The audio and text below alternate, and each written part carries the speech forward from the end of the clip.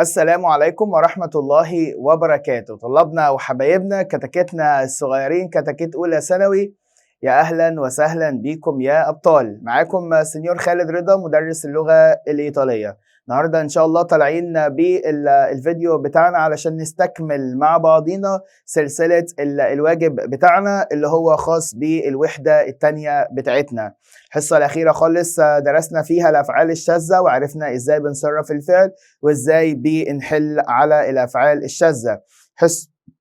الحصة بتاعت الأسبوع بتاعتنا احنا درسنا فيها أو شرحنا فيها على مدار الأسبوع كله، شرحنا فيها المواقف بتاعت الوحدة التانية بتاعتنا اللي هي زي ما اتفقنا وزي ما عرفنا مع بعضينا اللي هي كانت مندرج تحت 3 مواضيع. الموضوع الأولاني كان اسمه لينفيتو اللي هي الدعوة، الموضوع التاني عندنا اللي هو كان اسمه الجورنو اللي هو معناها اليوم، الموضوع التالت عندنا اللي هو اسمه رينجراتسيو أناميكو اللي هو عندما أشكر صديق. كوزا سيديتشي بنقول له إيه؟ هم دول ال3 مواضيع اللي احنا خدناهم في الوحدة التانية بتاعتنا، وعلى مدار الحصة كلها أو على مدار الأسبوع كله كنا عمالين نشرح في ال3 حاجات دول، وكنا بنعلمكم وكنا بنقول لكم، وعرفنا أيام الأسبوع وعرفنا كل الحاجات دي كلها. النهاردة طالعين إن شاء الله علشان نحل معاكم الأسئلة اللي هي كانت عليكم واجب والمفروض حضراتكم تكونوا حلتوها، فخلي الكتاب بتاعك قصادك طبعا وانت بتعلم معايا الواجب. بصوا معايا كده، هتلاقيني عندك الصفحة، طبعا الصفحة اللي قدامك دي هتلاقيها صفحة رقم كام؟ صفحة رقم 36. صفحة رقم 36 هتلاقي عندك الأسئلة تحت بيقول لك فيها تشيلي لي دو ريسبوستة، اختار إجابتين من من الاختيارات اللي قدامك دي. السؤال الأولاني بيقول لك فيها كواندو اتشيتو لينفيتو، يعني بيقول لك فيها عندما أقبل الدعوة. لما أجي أقبل الدعوة يا جماعة كوزا سيديتشي بنقول إيه؟ أول حاجة بنقول بيركينو ليه لأ، وتاني حاجة بنقول فالنتيار اللي هي معناها بكل سرور. السؤال التاني بقول لك فيها عندما أقول النهاردة بيكون الجمعة، أنا كده بقول الجمعة، بقول اليوم، فكلمة بقول دي يا سينيور يعني ده معناها إن أنا هختار فعل إيه؟ اختار فعل ديتشي أو إنديتشي على طول أو إنديكي على طول، بس هنا هقول اليوم وهنا هأشير إلى اليوم.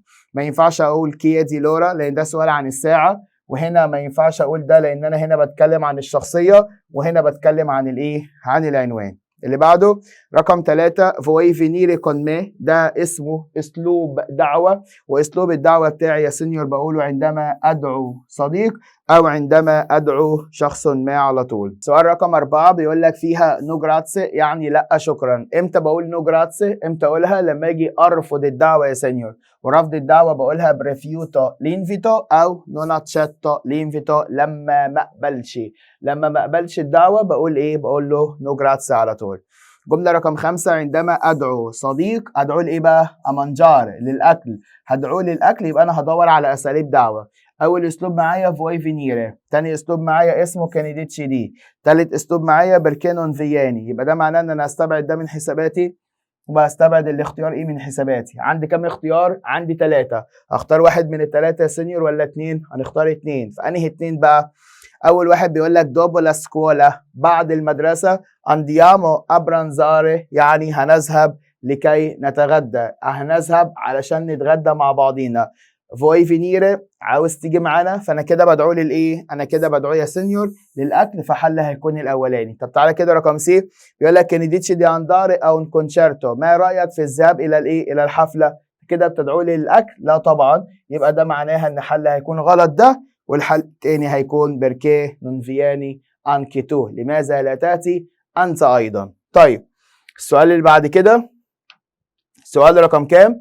سؤال رقم 6 بيقول لك فيها كواندو ديكو يعني عندما إيه؟ عندما أقول كانديتشي دي أندار. كلمة كانديتشي دي يبقى أنا كده بدعو، يبقى ده معناها إيه بقى يا سينيور؟ كيادو ناميكو، بطلب من صديقي اللي هو يجي معايا. يبقى دي أول حاجة معايا، دي أول إجابة. طب تاني إجابة مي بريزنتو أكوالكون، لما أجي أقدم نفسي لحد؟ لا. لما أجي أقبل الدعوة؟ لا يا سينيور. طب لما أجي أحيي حد؟ لا يا سينيور. أمال لما أجي أدعو شخص إيه ما، يبقى الإجابة هتبقى الأولى والإجابة هتبقى إيه على طول. رقم 7 لما أجي أقول له إنها فكرة جيدة، يبقى أنا كده بقبل الدعوة أتشتو لينفيتو، أو يا سينيور إيه؟ أو يا سينيور quando عندما un amico invita me، عندما صديق يدعوني أنا وأنا إيه؟ وأنا هوافق. يبقى ده معناها إن أنا هختار الإجابة رقم إيه على طول.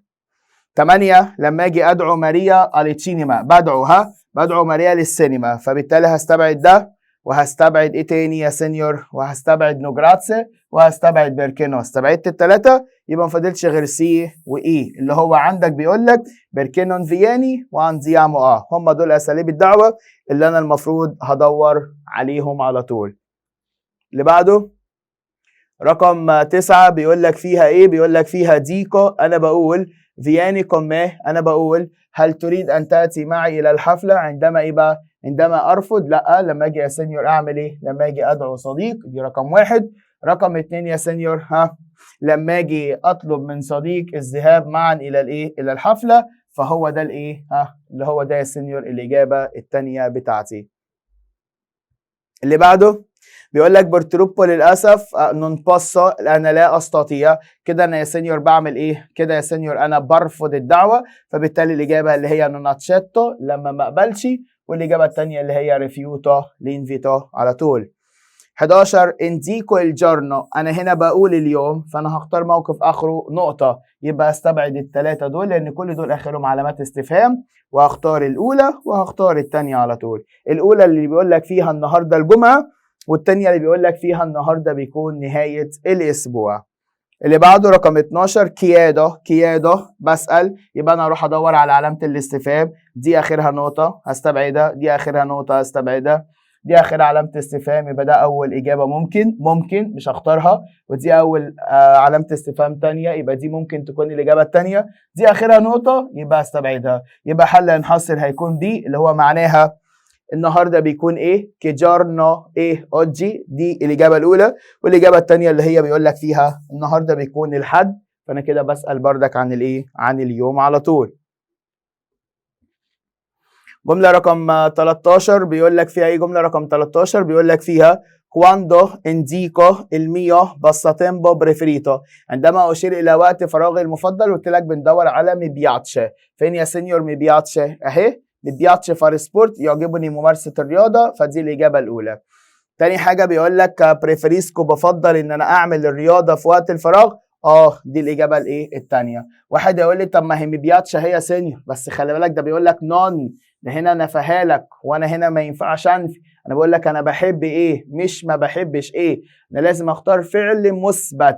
فانا بالتالي قلت ميبياتش بيعجبني فار سبورت، يعجبني ممارسه الرياضه، او بريفريسكو انا بفضل الايه بقى؟ ممارسه الرياضه في وقت الايه؟ الفراغ. اول واحده معناها امي، بالنسبه لي نون بياتش ما بحبش ممارسه الرياضه. رقم بي نون فاتشو سبورت، ما بمارسش الرياضه. رقم دي انا مش بفضل ممارسه الرياضه. فلو انت لاحظت هتلاقي ان الثلاث افعال دول كلهم منفيين، فانا طبعا ما ينفعش اختار المنفي، لان انا بقول يا سينيور بمارس الرياضه. لما اجي اشير الى وقت فراغي المفضل، يبقى انا هقول لك انا هعمل ايه في وقت الفراغ، مش هقول لك انا ما بعملش ايه، هقول لك انا بعمل ايه في وقت الايه؟ الفراغ على طول. طيب لغايه هنا كده يا سينيور احنا خلصنا الايه؟ احنا خلصنا المواقف بتاعتنا، اهم الاسئله اللي كانت عندك في الواجب. تعالوا دلوقتي مع بعضينا نستعرض ايه الثلاث الامتحانات اللي هم كانوا في نهايه الوحده الثانيه بتاعتنا. الامتحان الاولاني زي ما انت شايف هيقابلك طبعا القطعه، هيقابلنا قطعه طبعا، هعرفك القطعه ترجمتها ايه واهم الاسئله اللي ممكن حضرتك تشوفها. القطعة الأولى بيقول لك فيها questo è un diario di ماريا، يعني هذه بتكون مفكرة عن ماريا، مفكرة اللي هي مذكرة بمعنى أصح، مذكرات، عارف المذكرات اللي هي النوت بوك بتاعتك اللي انت بتكتب فيها او بتدون فيها كل حاجة انت بتمر بيها، دي اسمها بالإيطالي دياريو. خلاص كده، فدي مذكرة عن مين؟ عن ماريا على طول. تعالوا نتعرف على المذكرة. بيقول لك فيها in questa settimana، في هذا الأسبوع، أنا faccio molte cose، أنا بفعل أشياء كثيرة. البريمو giorno della settimana، أول يوم في الأسبوع، vado a scuola in metro، أنا بروح المدرسة بواسطة المترو. مارتيدي يوم الثلاث، يبقى هي بتروح المدرسة يوم الاثنين، خلي بالك مارتيدي يوم الثلاث. vado da Dolores a studiare، بروح عند دولوريز علشان أذاكر، علشان أدرس. ميركولودي يوم الأربع، أنا ودولوريز andiamo in centro بنروح وسط البلد علشان نتسوق. fare spese لكي نتسوق. giovedì يوم الخميس arriva mia nonna Silvia بتيجي جدتي اللي اسمها سيلفيا. che non vedo da tanto tempo اللي أنا ما شفتهاش منذ فترة طويلة. ما لكن الفينردي لكن يوم الجمعة io أنا وأصدقائي بنذهب مع بعضينا على السينما. بنروح مع بعضينا فين؟ في السينما. السبتو ويوم السبت io parto per Roma أنا برحل إلى روما con la famiglia مع العيلة in macchina بواسطة العربية. interessante il mio diario من الممتع جدا المذكرة اللي أنا بكتبها لكم دلوقتي حالا أو مذكرتي أو الحاجات اللي أنا عملتها في الأسبوع ده كانت رائعة كانت مدهشة جدا. تعالوا مع بعضينا نشوف نوعية الأسئلة. يلا بيقول لك إيه؟ dove va Maria il lunedì ماريا راحت فين يوم اللونيدي؟ يوم الاثنين. يوم الاثنين كان أول يوم في المدرسة فهي راحت المدرسة إيه يا سينيور على طول. va a scuola فالإجابة هتبقى إيه على طول؟ اللي هي هتكون B اللي هو عندك بيقول لك فيها vado a scuola. رقم 2 con quale mezzo va a scuola هي بتروح المدرسة بواسطة الإيه؟ بواسطة لو تفتكروا كده معايا بواسطة الإيه؟ المترو. فتعالوا مع بعضينا بردك نشوف الكلام ده في القطعة موجود ولا لأ. أنا كده بص معايا. بتروح المدرسة المترو بواسطة الإيه؟ المترو. يلا السؤال رقم 3 con chi Maria va a Roma ماريا بتروح روما مع مين؟ بتروح روما مع مين؟ تعالوا كده نشوف. بقول لك io parto أنا بروح روما con la famiglia مع مين؟ مع العيلة. يبقى هي بتروح مع con la famiglia مع العيلة. الإجابة هتبقى B على طول. رقم 4 بيقول لك cosa fanno le due ragazze il mercoledì البنتين بيعملوا ايه يوم الاربعاء؟ تعالى كده نشوف يلا مع بعضين. بيقول لك ما لكن الميركولودي يوم الاربعاء io انا ودولوريز andiamo in centro per fare spese بنروح وسط البلد علشان نتسوق. يبقى هم بيروحوا فين؟ بيروح يا سينيور fanno spese او بيعملوا ايه؟ fanno spese بيتسوقوا fanno spese. آخر سؤال con chi studia ماريا ماريا بتدرس مع مين؟ بتدرس يا سينيور. تعالوا نشوف يلا كده. باجي بقول لك ان هي مارتدي يوم الثلاث فادو دولوريز استودياري بتروح يوم الثلاث عند دولوريز علشان ايه؟ علشان تدرس. يبقى هي بتدرس مع مين؟ مع دولوريز. فالإجابة هتبقى دولوريز ايه على طول. يبقى الإجابة بتاعة الأسئلة اللي قدامك دي كلها رقم 1 هتبقى فا اسكولا، 2 هتبقى المترو، 3 هتبقى كل فاميليا، 4 هتبقى فانو سبيزي، 5 هتبقى كوندولوريز. هي دي الإجابة أو هي دي الإجابات بتاعة القطعة الأولى بتاعتنا. طيب تعالوا نكمل يلا مع بعضينا الأسئلة بالقطعة الثانية بتاعتنا اللي بيقول لك فيها إيوسانو أحمد يعني أنا بكون أحمد. النهارده بيكون الفينردي النهارده بيكون الجمعة. إنون فادو أسكولا وأنا ما بروحش المدرسة. إمياي أميتشي أصدقائي عادل وأمير فينجونو أكازا ميا جم منزلي. نوي إحنا جوكيامو أون بو كل بلاي ستيشن لعبنا قليلا بالبلاي ستيشن. ما لكن إمياي فراتيلي لكن إخواتي كريم ومازن أسكولتانو لا موسيقى استمعوا إلى الموسيقى. نيل بوماريجو في وقت الظهيرة أنديامو توتي إنسيامي على السينما يعني في وقت الظهيرة إحنا ذهبنا مع بعض على السينما إلى السينما. الفيلم كومبينشا على التشينكو الفيلم هيبتدي الساعة 5 وكريم أدورا مولتو السينما وكريم بيعشق جدا السينما. إيه سا توتو سولي أتوري وبيعرف كل حاجة عن الممثلين. durante l'intervallo del film أثناء الاستراحة بتاعة الفيلم noi beviamo la Coca-Cola يعني إحنا شربنا الكوكاكولا إيه ومانجامو إي بوب كورن وأكلنا طبعا البوب كورن اللي هو الفشار. كل الحاجات دي كلها القطعة بتاعتنا. تعالوا مع بعضنا نتعرف على الأسئلة بتاعتنا عاملة إزاي. الأسئلة بتاعتنا بيقول لك ديت سي إيفيرو أو فالسو يعني قول لي الجمل اللي قدامك صح ولا غلط. في الامتحان مش هيجي لك صح وغلط، في الامتحان هيجي لك اختيارات. ركز معايا. أول سؤال بيقول لك مازن أدورا مولتو للسينما. مازن بيعشق السينما. مين اللي بيعشق السينما؟ ده كريم اللي بيعشق ليه يا سينيور؟ كريم اللي بيعشق السينما. فالإجابة بتاعتي هتبقى إيه؟ الإجابة بتاعتي هتبقى غلط. أول واحدة هتبقى غلط. رقم 2 بيقول لك احمد بيكون طالب. احمد ايه uno studente. احمد بيكون طالب ولا مش طالب يا سينيور؟ احمد بيكون ايه؟ احمد بيكون طالب. طيب اللي بعده، فالاجابه هتبقى ايه؟ الاجابه هتبقى فيرو. جمله رقم 2 بيقول لك فيها احمد ايه uno studente. احمد بيكون طالب. طبعا الاجابه صح. ليه يا سينيور صح؟ علشان هو قال لك في القطعه ان النهارده بيكون الجمعه وانا ما بروحش المدرسه، فطالما انا ما بروحش المدرسه يبقى اكيد الشخص المتكلم ده طالب. اللي بعده، oggi النهارده بيكون الجورنو فيستيفو بير اي راجاتسي. النهارده بيكون يوم العطله للولاد. طبعا الاجابه صح. اللي بعده بيقول لك الفيلم فينيش على 5. الفيلم هينتهي الساعه 5. الاجابه طبعا غلط. ده هيبتدي الساعه كام؟ 5. comincia alle 5. الساعه 5 هيبتدي. راجاتسي الولاد اكلوا وشربوا كواندو جواردانو الفيلم، يعني عندما كانوا بيشاهدون الفيلم. طبعا الإجابة غلط، لأن هو قال لك durante l'intervallo أثناء الاستراحة هم شربوا وكلوا. ده يا سينيور إيه؟ ده يا سينيور كانت القطعة الثانية بتاعتنا. تعالوا يلا مع بعضنا نتعرف على المواقف. الموقف الاولاني بيقول لك فيها كواندو كيادو لاندريتسو، لما اجي اسال عن الايه؟ عن العنوان. كوزا سيديتشي، لما اجي اسال يا سينيور عن العنوان هقول له دوفي فاي ولا دوفي ستودي ولا دوفي ابيتي؟ هقول له دوفي ابيتي على طول، اللي هي معناها اين ايه؟ اين تسكن. السؤال الثاني بيقول لك كواندو اتشاتو لينفيتو، لما اجي اقبل الدعوه بقول له بركينو. اللي بعده انفيتو كوالكونو، لما اجي ادعو حد هقول له بركي non vieni con noi، لماذا لا تأتي معنا. اللي بعده جملة رقم 4 بيقول لك فيها ديكو vieni con me، يعني هل تريد أن تأتي معي. ده يا سينيور أسلوب دعوة، فهقولها يا سينيور لما أجي أدعو حد، فالإجابة هتبقى الأولى على طول. جملة رقم 5 النهاردة بيكون الجمعة أنا كده إنديكو، أنا كده إنديكو إلى الإيه؟ إلى الجورنو اللي هو اليوم. باجي أقول لكم جماعة أنا عندي عيون خضراء، أنا كده بعمل إيه؟ أنا كده ميدسكريفا، اللي معناها انا كده بوصف نفسي.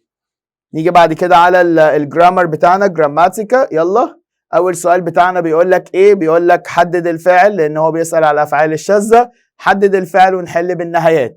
الفعل بتاعي راجاتسي اسم جمع وراها كوما، فاحنا هنعوض بفوي، وفوي بتاخد اتي، فاروح اختار الايه؟ الاولى على طول. ماريوس مفرد وراها كوما بنعوض بتو، وتو بتاخد ايه، فاروح اختار الاولى.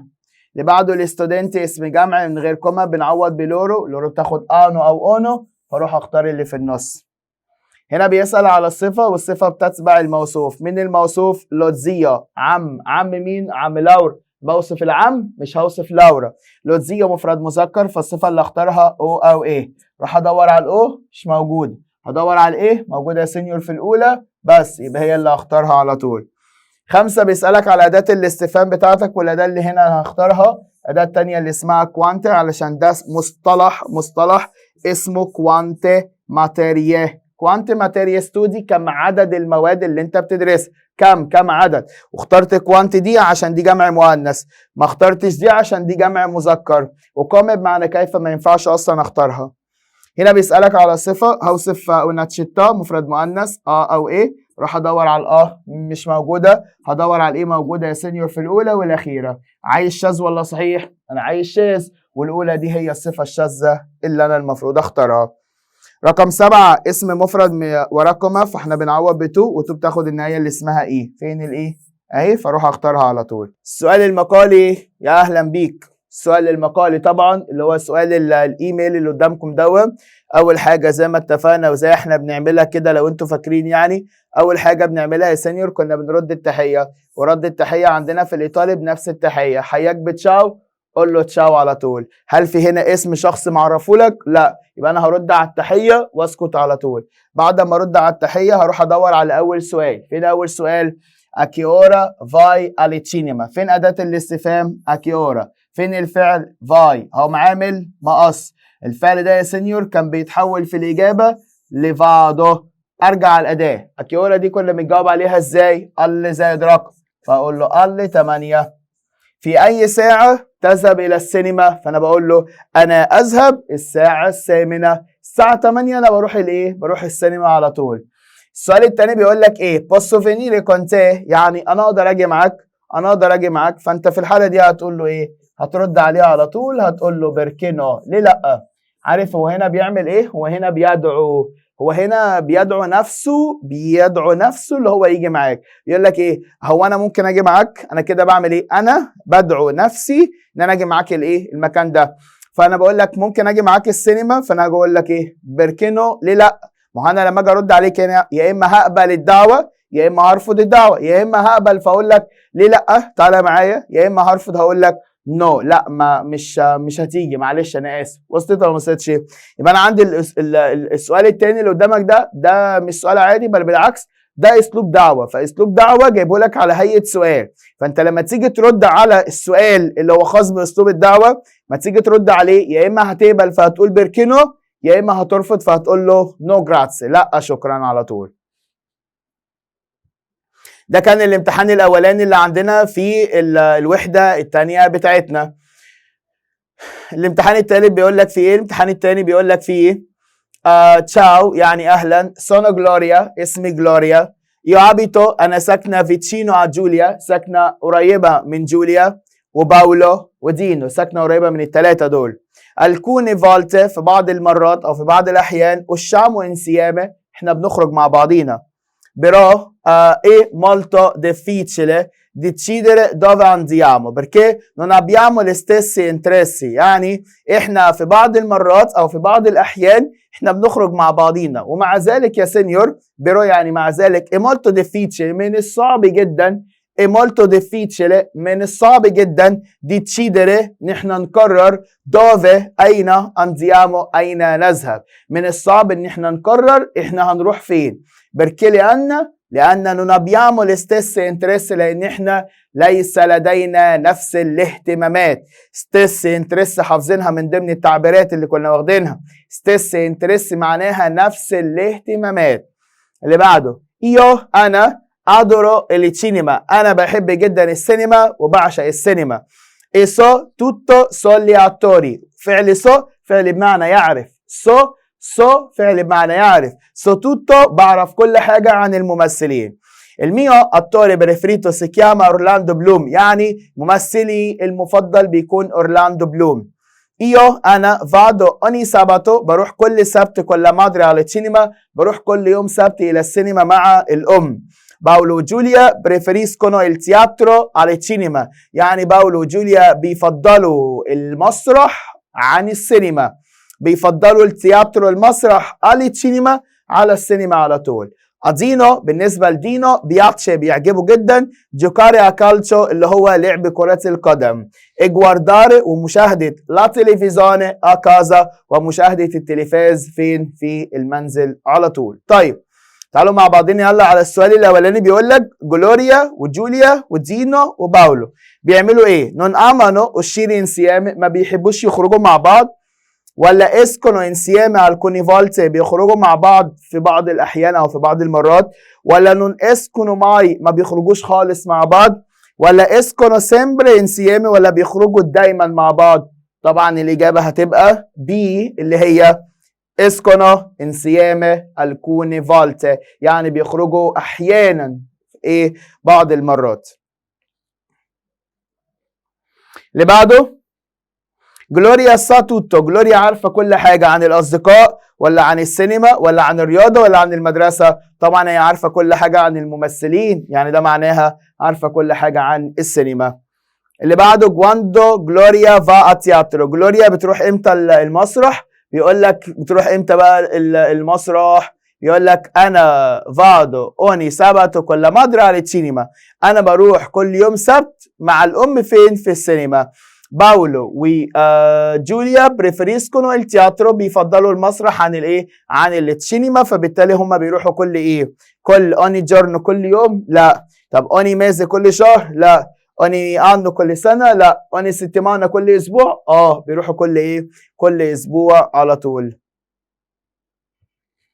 كي كوزا بريفريسكونو باولو وجوليا باولو وجوليا بيفضلوا ايه؟ تعالوا كده مع بعضنا. باولو وجوليا بيفضلوا التياترو المسرح، فبالتالي الاجابه هتبقى التياترو. يبقى اجابات القطعه الاولى بتاعتنا كانت عباره عن ايه؟ بصوا معايا كده. اجابات القطعه الاولى اول واحده هتبقى بي، تاني واحده يا سينيور هتبقى سوليتشينيما، تالت واحده هتبقى اوني سيتيمانا، ورابع واحده هتبقى التياترو على طول. دي كانت إجابات القطعة الأولى بتاعتنا. تعالوا مع بعضنا نشوف القطعة التانية بتتكلم عن إيه. القطعة التانية بيقول لك فيها ليجي التيستو، اقرأ النص. أليسيا وجوليا ودينو وباولو sono amici، بيكونوا أصدقاء، e abitano vicino وساكنين قريبين من بعض. loro هم non fanno le stessi cose، هم ليس لديهم نفس الأعمال، يعني هم مش بيعملوا نفس الإيه؟ نفس الحاجة. nel tempo libero في وقت الفراغ، هم مش بيعملوا نفس الحاجة في وقت الفراغ. أليسيا ascolta tanta musica، أليسيا بتستمع إلى الموسيقى. وجوليا بالنسبة لجوليا piace molto il cinema، بالنسبة لجوليا بيعجبها جدا الإيه؟ السينما. sa tutto sugli attori، بص الجملة دي اتكررت كم مرة؟ sa tutto sugli attori، وعارفة كل حاجة عن الممثلين. الجملة دي مهمة قوي ودايما بتنزل لك في القطعة اللي هتجيلك في الامتحان. بص اتكررت كم مرة؟ كل قطعة بحل عليها هتلاقيه دايما بيقول لك أنا بحب السينما وعارفة كل حاجة عن الممثلين، اللي هي معناها sa tutto sugli attori. اللي بعده دينو جوكا سيمبرا على الكمبيوتر، يعني دينو بيلعب دايما على الكمبيوتر. اي باولو عملوا سبورت، وباولو بيحب الرياضة. كويستا دومينيكا هذا الحد او هذا اليوم الحد يعني اللي بيحصل فيه. راجاتسي الولاد ديتشيدونو قرروا ان هم انداري على السينما، قرروا ان هم يذهبوا الى السينما. ليه؟ علشان جوارداري النوافو فيلم كون اورلاندو بلوم، علشان يشاهدوا الفيلم الجديد بتاع اورلاندو بلوم. باولو نون فا كون لورو، باولو مش هيروح معاهم. بيركيلي أنا بريفريشي لان هو بيفضل اللي هو جوكاري اكالتشو، لان هو بيفضل اللي هو يلعب كرة القدم. كل ميتش مع اصدقاء دي سكولا، مع اصدقاء الايه؟ مع اصدقاء المدرسة. دي كانت القطعة بتاعتنا.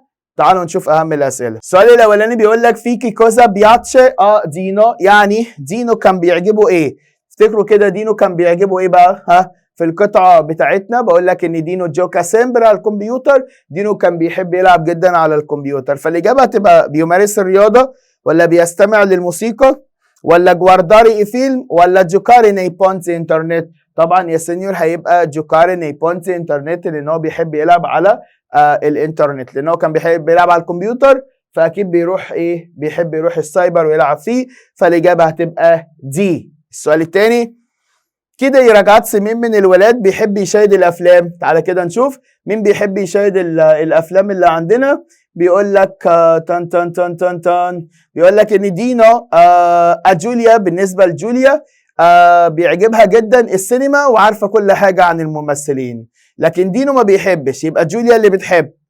ومين تاني ومين تاني؟ جوليا بس اللي بتحب، جوليا بس اللي بتحب يا ساني. يبقى ده معناها ايه بقى؟ ده معناها ان الاجابه بتاعتي هتبقى ايه؟ اللي هي جوليا على طول.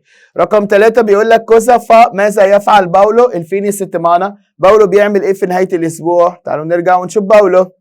باولو بيعمل ايه؟ باولو نون فا كولورو، ليه؟ لان هو بيفضل اللي هو يلعب كره القدم مع زملاء الايه؟ مع زملاء المدرسه، يبقى هو بيلعب كره القدم. فهل هو بقى ستا كازا بيبقى في المنزل مع الاصدقاء، ولا بيمارس الرياضه، ولا بيروح السينما، ولا بيفضل لعب البلاي ستيشن؟ طبعا هو بيمارس الرياضه مع ايه؟ مع زملاء المدرسه. أليسيا بص التيمبو ليبرو، كيف تقضي أليسيا وقت الفراغ بتاعها؟ أليسيا بتعمل ايه في وقت الفراغ بتاعها؟ تعالوا نشوف. أليسيا سينيور فين؟ أليسيا فين؟ أليسيا جوليا بالنسبة لجوليا. أليسيا أسكولتا تانتا موسيقى، أليسيا بتستمع إلى الموسيقى. فبالتالي يا سينيور أليسيا بتعمل ايه في وقت الفراغ؟ اسكولتا ليكانزوني، بتستمع الى الايه؟ الى الاغاني على طول. فالاجابه بتاعه القطعه الثانيه بتاعتنا كالاتي. رقم 1 السؤال الاولاني الاجابه هتبقى دي.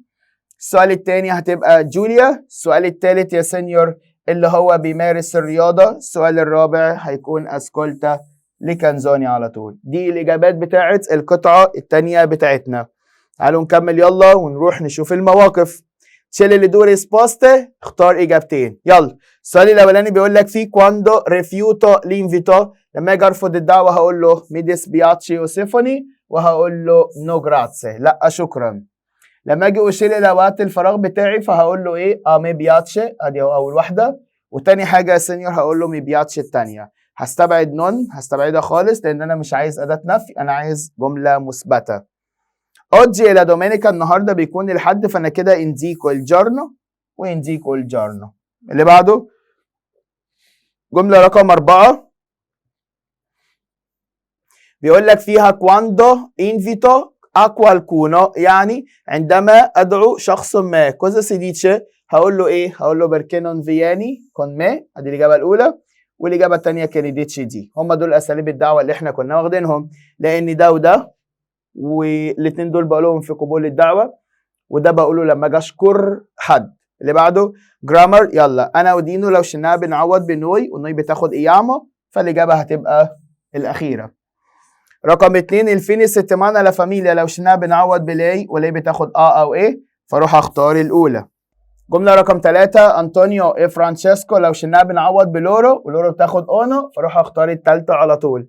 راجاتسي اسم جمع وراحكم، فاحنا هنعوض بفوي، وفوي بتاخد اتايتي، فاروح اختار الاخيره. اللي بعده كواندو فياني ان ايطاليا، الجمله دي حلوه قوي. هنا سالك بفياني مصرفه مع تو، وتو بتتحول في الاجابه لايو، وايو هتاخد او، يبقى اروح اختار الفعل اللي هو اخره او، فاروح اختار فينجو. كواندو فياني ان ايطاليا، متى تاتي الى ايطاليا؟ انت هتيجي امتى ايطاليا؟ فهقول له انا هاجي ايطاليا يوم السبت الايه القادم. دينو اسم مفرد وراكما بنعوض بتو، تو بتاخد اي، فاروح اختار الاولى. بيسال على الصفه، هنحدد نوع الموصوف. لياكي جمع مذكر، فالصفه اللي اختارها جمع مذكر منتهيه بالاي، فاروح اختار الصفه اللي اسمها فيردي على طول. يا اهلا بالسؤال المقالي. السؤال المقالي بتاعك اول حاجه بنعمل ايه؟ اول حاجه يا سينيور بنعملها ان احنا بنرد التحيه، ورد التحيه بنفس التحيه، فهقول له تشاو. في اسم؟ لا، يبقى ارد بتشاو واسكت. يلا فينا اول سؤال بيقول لك دوفان داتي، اين تذهبون انتم؟ ادي الاداه وادي الفعل، هعمل مقص. الفعل ده اخره اتي، يعني مصرف مع فوي، وفوي في السؤال بتتحول لنوي، فهقول له نوي انديامو، احنا هنذهب. واقول له دوفي بقى بجاوب عليها ازاي؟ بمكان، فاقول له انديامو اروما، هنروح روما. ادي السؤال الاول. السؤال الثاني بيقول لك كيش كونفوي، فين الاداه كي، فين الفعل ايش، وعامل مقص. الفعل ده يا سينيور اخره ايه؟ فمصرف مع لوي، ولما بيسالني بهو بجاوب بهو. هو مصري؟ ايوه هو مصري، فاذا الفعل هيفضل زي ما هو، فهقول له ايش علي. مين اللي هيخرج معاكم انتم؟ فاقول له اللي هيخرج علي على طول. طيب السؤال اللي بعده بيقول لك ايه؟ اكيورا افيتا ابونتامنتو، يعني في اي ساعه انتم هتتقابلون، يعني انتم هتتقابلوا الساعه كام؟ فهقول له ايه؟ هقول له ابيامو ابونتامنتو، احنا هنتقابل، او احنا معادنا اسمع اللياتو الساعة الثامنة. طب ليه قلت علي زائد رقم؟ عشان دي الإجابة على ده اللي اسمها أكيورا على طول. ليه قلت علي؟ عشان دي الإجابة على ده اللي اسمها كي. طب ليه قلت أروما؟ عشان دي الإجابة على ده اللي اسمها دوفي. احنا عملنا إيه؟ جاوبت على أدوات الاستفهام. وصلت ولا وصلتش؟ طيب بعد كده عندنا الموضوع التيمة طبعا، اللي هو بيقول لك فيها una serata al cinema، اللي هي سهرة إلى الإيه؟ سهرة إلى السينما. تكتب طبعا الجمل بتاعتنا اللي هي المعروفة اللي أنا كنت بحفظها لك في الإيه؟ في الحصة بتاعتنا، وعرفتها لك كذا مرة. بس لما تيجي تكتب سهرة للسينما، الجمل اللي هتكتبها تعرفوا 3 حاجات. أهم حاجة عرفوا وقت الفراغ أنت بتعمل إيه فيه، عرفوا جملة عند الأصدقاء، قول له إن أنا بروح السينما مع الأصدقاء مثلا، وعرفوا لاتوري بريفريتو اللي هو الممثل المفضل. ممثلك المفضل هقول له الميو اتوري بريفريتو، ممثلي المفضل ايه بيكون، تذكر اسم الايه الممثل، ايه الممثل على طول. ده بالنسبه لايه؟ ده بالنسبه لموضوع الاونا سيراتا للسينما، اللي هو سهره الى الايه الى السينما. هكتبه لكم قدامكم اهو عشان تبقى حضرتك عارف كل حاجه. بص انا هعمل ايه اهو يا سيني. اول حاجه هتكلم عن التيمبو ليبرو اللي هو وقت الايه؟ وقت الفراغ. بص هقول له ايه؟ هقول له مثلا ايه؟ هاجي اقول له مثلا ايو فادو، انا اذهب السينما، انا بذهب الى السينما نل في مثلا نل تيمبو ليبرو، يعني في وقت الايه؟ في وقت الفراغ. كده انا عرفته في وقت الفراغ بتاعي انا بعمل ايه. الجمله الثانيه لاميتشي، فاجي اقول له ايو انا انكونترو، انا اقابل، تمام كده. ايو انكونترو لاميتشي، انا اقابل الاصدقاء. اسمع الساعه مثلا 5 alle 5 بير انداري لكي نذهب، بير انداري على السينما لكي نذهب الى الايه؟ الى السينما. فانا كده عرفته ان انا بروح مع الاصدقاء الى السينما. الساعه كام؟ الساعه 5. اخر حاجه لاتوري بريفريتو، حاجه اقول له ايه بقى؟ اخر جمله هقول له il mio attore يعني ممثلي، الميو attore بريفريتو ممثلي المفضل ايه بيكون، واذكر اسم الممثل. فانا هقول له بلوم على طول. بلوم ده اسم ممثل ايطالي كده كده مشهور، هينزل لك في القطع اللي انت بتحل عليها كتير قوي، اسمه اورلاندو بلوم. اورلاندو بلوم على طول، ده اسم الممثل. كده انا كتبت له الايه؟ كتبت له الموضوع ايه بتاعي. طيب تعالوا بعد كده على اخر امتحان معانا اللي هو الامتحان الثالث. يلا ليجي السيجوينت ايميل، اقرا الايميل التالي. بيقول لك فيها ماريا جوفاني وكارلو وستيفانو sono molto amici. الاربعه دول ولا الخمسه دول هم اربعه بيكونوا اصدقاء. perché sono nella stessa classe لان هم بيكونوا في نفس الايه؟ في نفس الفصل. e qualche volta في بعض الاحيان او في بعض المرات escono insieme بيخرجوا مع بعضيهم. dopo la scuola بعد المدرسة vanno a mangiare un panino بعد المدرسة بيروحوا علشان ياكلوا un panino الساندويتش او una pizza أو البيتزا. gli amici الأصدقاء non hanno le stessi interessi يعني الأصدقاء ليس لديهم نفس الاهتمامات. القطعة دي مهمة قوي، القطعة دي مهمة قوي. gli amici يعني الأصدقاء non hanno le stessi interessi ليس لديهم نفس الاهتمامات. ماريا وجوفاني، ماريا وجوفاني مالهم؟ امانو التياترو بيحبوا التياترو، بيحبوا المسرح. كارلو نون بارلا مولتو، كارلو ما بيتكلمش كتير. اجواردا مولتي الفيلم يعني بيشاهد الكثير من الافلام على السينما. فين؟ في السينما. يبقى كارلو ما بيتكلمش كتير وبيبقى قاعد دايما قصاد التلفزيون بيشاهد الافلام سواء كان اكازا في المنزل او حتى في السينما. ستيفانو è un ragazzo sportivo بيكون ولد رياضي. e preferisce وبيفضل جوكاري تنس وبيفضل هو يلعب الايه؟ لعبه التنس. ودي سوليتو عاده باسانو بيقضوا التيمبو ليبرو وقت الفراغ بتاعهم انسيامه مع بعضيهم اكازا فين؟ في المنزل. يبقى هم بيقضوا وقت الفراغ بتاعهم فين؟ في المنزل. لورو هم فانو تانتي كوزي هم بيفعلوا اشياء كثيره. ايه هم الحاجات اللي بيعملوها؟ ليجري بيقراوا، اسكولتاري لا موسيقى بيستمعوا الى الموسيقى، اجوكاري على الكمبيوتر وبيلعبوا على الكمبيوتر، اي مانجاري وبيعملوا ايه؟ وبياكلوا. دولت الحاجات اللي هم بيعملوها فين؟ في اكازا فين؟ في المنزل. طيب تعالوا مع بعضنا يلا نتعرف على الاسئله. بيقول لك che cosa fanno i ragazzi dopo la scuola يعني ماذا يفعلون الولاد بعد المدرسه؟ بيعملوا ايه بعد المدرسه؟ بص كده، dopo la scuola بعد المدرسه vanno a mangiare بيذهبوا علشان ياكلوا بانينو او una pizza بياكلوا يا اما ساندويتش يا اما بيتزا. فالاجابه بتاعتي هتبقى mangiano qualcosa عشان ياكلوا حاجه، ولا علشان يروحوا البيت، ولا علشان يتسوقوا، ولا علشان ياخدوا ايس كريم. الاجابه هتبقى معروفه.